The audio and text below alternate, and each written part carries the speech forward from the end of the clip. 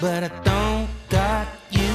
That's David Ramirez from his new album, All the Not So Gentle Reminders. It's been a while since the Austin, Texas-based musician has released a record, but this one was well worth waiting for. We found David at home in Austin and asked him how the reaction has been to his new songs and his new sound. People always coming around, checking in, but mostly checking out. The only things I'm getting tagged in are positive, so I'm sure there might be some people out there that are not loving it, but thankfully they're not being rude and telling me that they hate it. So all I'm getting from my side are really nice things. But yeah, so and more importantly, I'm just happy that it's out in the world. Yeah. That's always the goal when you make something is to try to get it out, not for commercial reasons, but just as a contribution. Gotcha. Yeah, and it's been a while since the previous one, and you've been through some stuff, and even I think I read considered possibly throwing the towel in, but obviously you haven't. So wise decision, I'd have to say. Yeah. Yes, I'm feeling very good about sticking with it and making something else. And yeah, it did take a while. The last, I kind of had like an EP of sorts. This little backslider EP type thing that came out. But as far as like a studio release, full thing, it's been since 2020. Yep. So you went to some kind of retreat in Alabama to write these songs for a couple of weeks. I was just wondering, what's the difference between that and just locking yourself in your room at home and doing it? What's the appeal of having to go out someplace else? I mean, true isolation is not just shutting my door to my bedroom, because people can call and I can be tempted to leave. Yeah.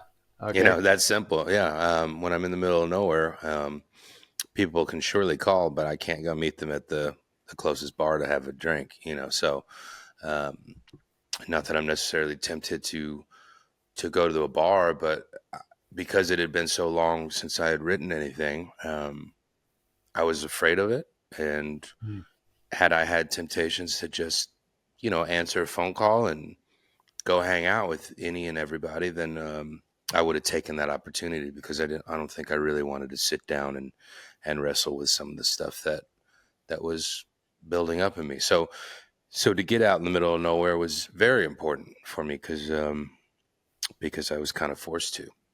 I mean, granted, I could have just, crawled into the bed and not done anything, but I think the odds were better had I just been isolated. Yeah, gotcha. And did you have an idea of what you wanted to write about, or how you wanted this record to be when it was done going into it, or did you let it kind of come upon itself on you? Yeah. No, I didn't go out there with any ideas really. All of it came.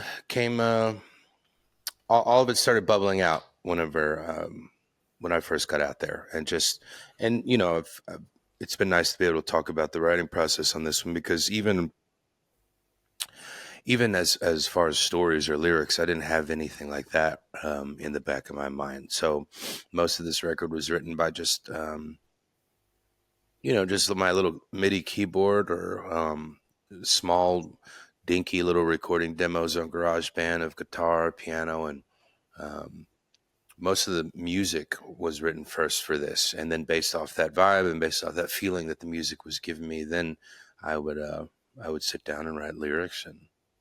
But that was kind of the first time for me to work in that way. Most of the time I sit down and have kind of some idea of a story or a couple lyrics that I'm really attached to, and then the music comes from all of those things. But it was a little flip this time. It's interesting because as a listener, when I first started playing the record and thinking, okay, I'm going to listen to a singer-songwriter from Austin, Texas, it didn't sound like what I was expecting to hear. No. And the production was very different. And it's almost as much. I wrote down here it's more as much about the music as the lyrics. This record. Yes, it very much is. Yeah. No, it's Austin, Texas is my home, but no, I've never really quite followed the the history as far as like a genre is concerned. Yeah, Yeah, yeah. yeah. So you recorded in just outside of Austin at some studio. I was also thinking that if I was in studio, I'd be thrilled because I'd use this album as a demo of what you can do here because there's everything on this record. There's Ah, nice. strings and horns and all that. And so when you went into, was that your plan going in to make it sound like it did? Yes, because yes, absolutely. I mean, the Okay. demos I was making just with my little garage band and my MIDI keyboard out in that cabin in Waverly, Alabama, um, Yep. as rough as they were, the the ideas were to just make them bigger, and I wanted this to be like a proper, a fully produced studio record, and I didn't want it to be lo-fi. I didn't want it to be. I didn't want it to sound Americana necessarily. I mean, I get enough of that in the small twang I have in my voice, and I get enough of Right. that in the way that I do tell stories. But as far as music was concerned, I wanted it to be very, very hi-fi. I wanted it to be fully produced, and yeah, I knew that. I knew that by the second or third song that I had written that I was heading towards that direction of a studio record. Right. And But you had a co-producer. I'm gonna have to send your little clip to the studio Oh, okay. so they know. I think they would find that to be a very high compliment. Absolutely. Oh, good. Well, whatever. And so you co-produced with a guy named Christopher Bushda, I think it is. Maybe Busada, mispronouncing his Busada. Christopher Busada. Yeah, yeah. Yeah. So how did the two of you work together, and what kind of conversations did you have about achieving this sound? Well, I knew that I wanted to produce this record, but I'd never produced anything before, and Oh, and Christopher Busada, he's been doing this full time for a couple decades, and has a lot of experience under his belt, and more importantly, he's a very, very close friend of mine who also lives here in Austin. And so when I was telling him that I wanted to do this record myself and produce it, but there were some things that there were still some things that I needed to learn to really pull this off. So I asked him to just come and join me. And if there were moments where I was freaking out or moments where I couldn't quite solve the problem, then he would be there to be my support and be my friend and be the person in the room who had a couple decades worth of experience to help me solve the issue. And it was a really great relationship. There was no ego. There was no fighting. We just kind of passed the ball back and forth to one another. And it was just, even on simple things, or if I just needed to step out of the room for 20, 30 minutes to have a cigarette and kind of clear my head, he was like, yeah, go do it. Take a break. I got it. And we could keep working. And so there was, right. it was really nice. And I'm not sure that I would have liked to make this record in any other way. Gotcha. Yeah, he came in clutch and very much appreciated. Yeah. Nice. And so hopefully we can touch on just a few tracks just to get an idea of how you guys Please. work. One being Dirty Martini, which has just kind of atmosphere about it and a pretty cool guitar solo in there as well.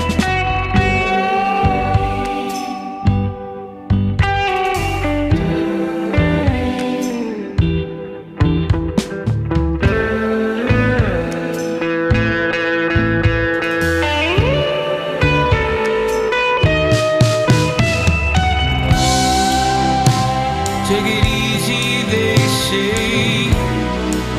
You're gonna get hurt one day. Yeah, Dirty Martini.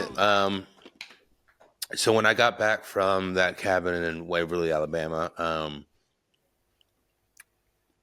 I called Chris because he has a studio in his home, and I said, "Can we turn my very, very, very rough demos on GarageBand into just very rough demos in your home?" And so I came with a couple 3 songs, and Dirty Martini was one of them. And we tracked it, and I brought the band in, and I don't know, there wasn't as much as I love the lyrics and as much as I love the movement, um, I couldn't really quite put my finger on what was missing. It was like, okay, I really like it, but it doesn't move me as much as I thought that it might. And so the band left one afternoon, and he and I were just kind of messing around with overdubs, and maybe if we put a solo here, or maybe if we double this part.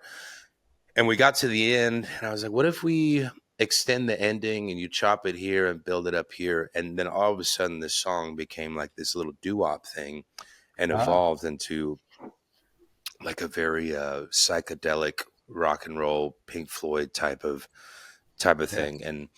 And that's when I laid down that Gilmore-esque type little, hardcore delayed, just second string solo type thing. And Gotcha. and then all of a sudden the song made sense. So even though it starts with this doo-wop type of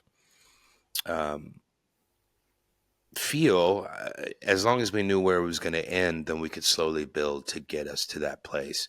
And as soon as we made that switch for the ending, I remember he and I looked at each other and our jaws were dropped and we were just like, holy shit, we did. Yeah, that's it. That's the move. We were jumping up and down, and then the whole thing kind of came together shortly after that. Yeah, it was I a lot love of fun. doo-wop and psychedelic music, but rarely do you hear about a song that goes from one to the other. So You know what? kudos. I hope that this is the first one. I hope. That's great. Yeah. Now, another one I want to talk about was A Bigger World, which I think is a co-write with Natalie Price. Correct. And is there some pedal steel in there? Because if it is, it's like one of the few places where I heard it. So, Yeah, absolutely. Yeah, you got a good ear. Yeah, my friend Simon Page came in and played pedal steel on that. And we also had the quartet playing with us. I'll change my name soon as I land. Baby, I got a brilliant plan to make, to build a bigger world. I'm gonna build me a bigger world.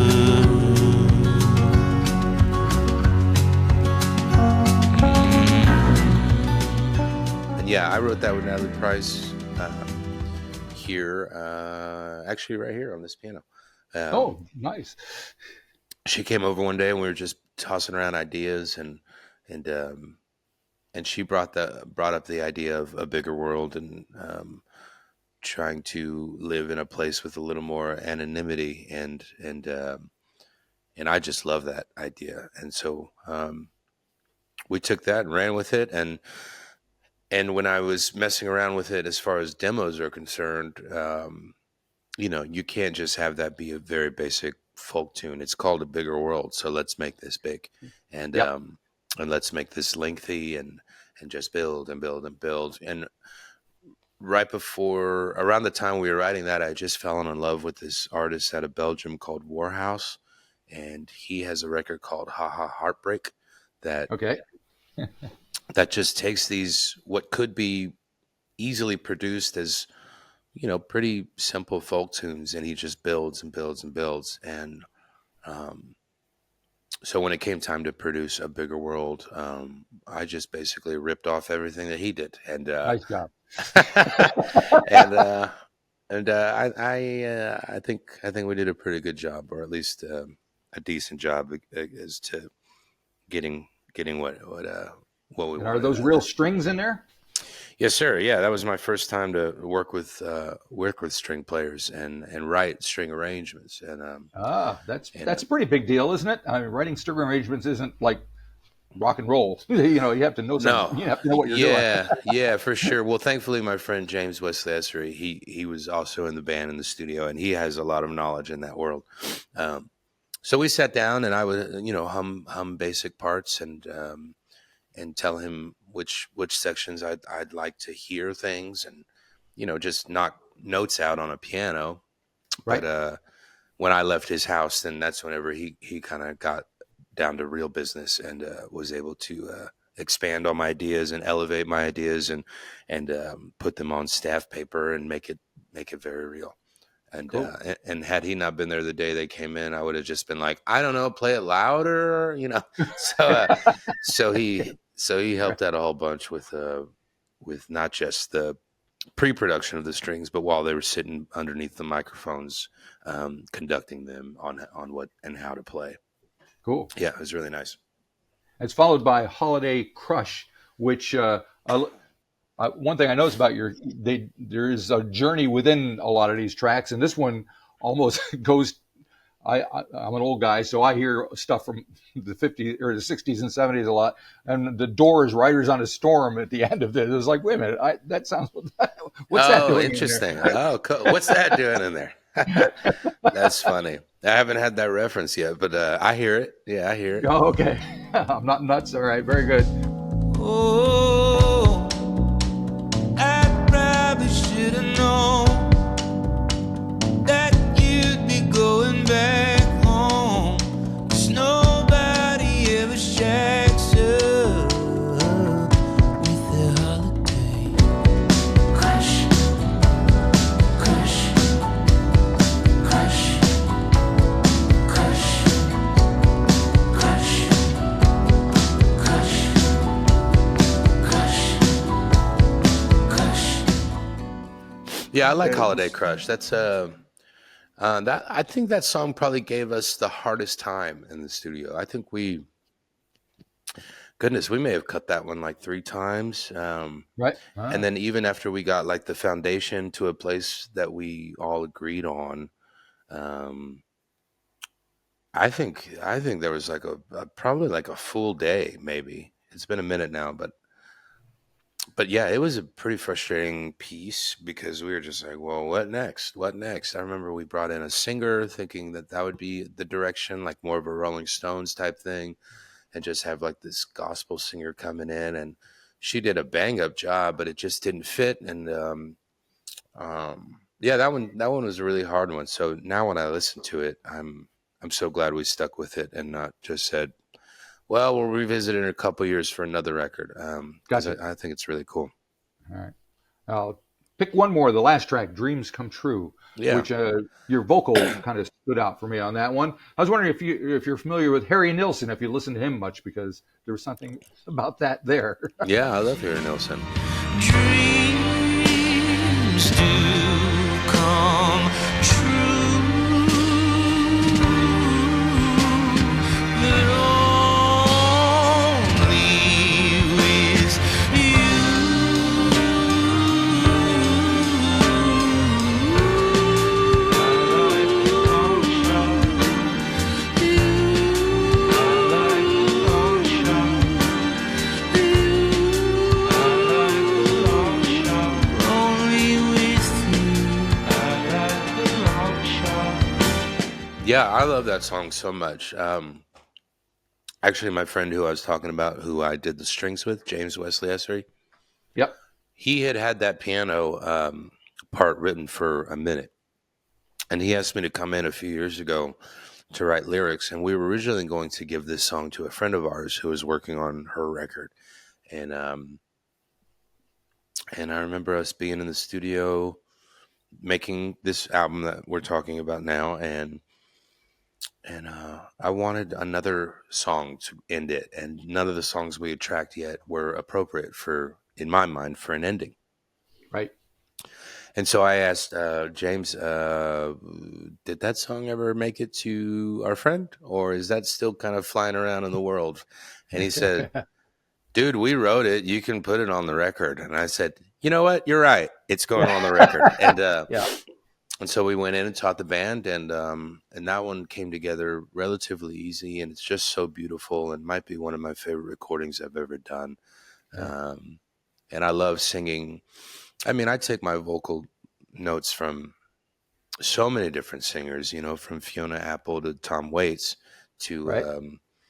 Trying my best to sing, more rock and roll, but this one I just got to be pretty. And I'll take the compliment from Harry Nilsson for sure. But that wasn't on my radar when I was tracking it. I just wanted to sing in the way that my choir teacher senior year of high school, Mrs. Childress, would have told me to sing.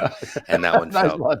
and I feel like I got really close to that. I mean, granted, I've lived a life since I was 17 years old, but so I don't necessarily have that Handel's Messiah type voice anymore. But but I tried my best. And it definitely sounds like it should be the last song on the record. Yeah, it's like that's where I was getting. It was like we don't have an ending yet. We have this great story, but we are lacking the ending. And I think Dreams Come True is very appropriate. So taking these songs on the road and performing them with all the bells and whistles you have on the record, how is that translating to the live thing? Well, we won't be out there with strings, and Right. we won't be out there with. I mean, we're just playing as a 4-piece, and so there are a lot of bells and whistles that will not be rung or whistled, but we're doing our best to kind of like navigate which parts we can achieve and which parts and more importantly, which parts are necessary and which parts we can get away with not needing in the live show.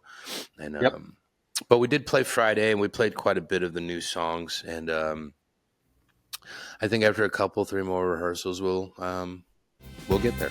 If you enjoyed this episode of the 13th Floor's Music Talk series, please be sure to subscribe to the website or to the YouTube channel.